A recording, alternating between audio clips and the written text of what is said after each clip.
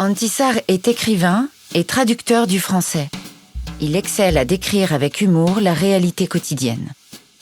Cette petite collection d'histoires, Les épreuves de Part, traite des situations pénibles, des situations embarrassantes, ennuyantes, qui peuvent se produire dans la vie quotidienne d'un enfant de 6 ans, de 7 ans. À l'époque, quand j'ai écrit ces histoires, mon fils, qui avait justement 7 ans, il était un garçon plutôt distrait, plutôt... mais en même temps, il était très imaginatif. Et c'est comme ça qu'il m'a bien inspiré. Et que l'on rencontre dans ces histoires, on rencontre le héros, par exemple, en train de faire un tour supplémentaire à l'autobus, ayant raté son arrêt. Puis, par exemple, en attendant son père à la caisse d'un supermarché, paniquant, pensant que son papa ne revient jamais. Et puis, voulant se venger contre son ami, qui se moque de lui, etc. Et quand Yosep nous a demandé, à Kaïsa et à moi, « Hé les marmots, vous venez aussi? On va s'acheter de la glace à pied. » Mais avec un petit sourire en coin, comme s'il ne comprenait pas dans quel pétrin j'étais, moi, son cher petit frère, j'ai craqué, j'ai éclaté en sanglots et je leur ai crié à tous les deux qu'ils n'étaient que des crétins et que la glace à pied, ça n'existait pas.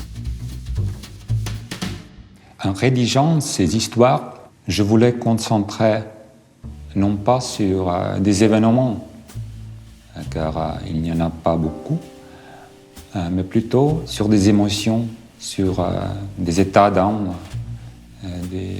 des petites réflexions qu'il a pu avoir dans ces situations pénibles, un protagoniste.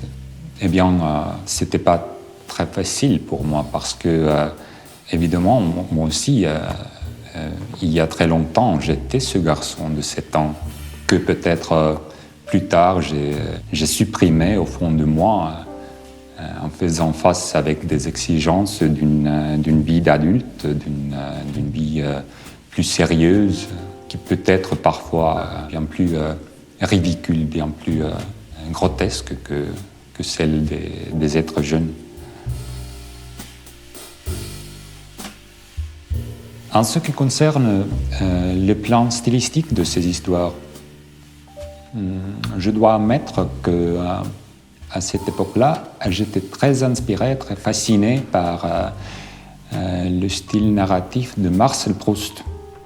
Eh bien, comme j'ai déjà dit, il n'y arrive pas grand-chose dans mes histoires là, mais plutôt il s'agit d'un flux de conscience, d'un courant de conscience.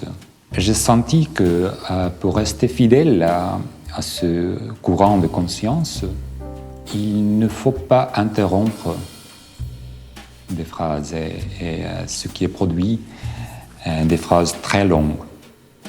Alors, c'est peut-être un grand défi pour un jeune lecteur, une jeune lectrice, mais bien, il faut s'entraîner pour être capable de lire Proust un jour.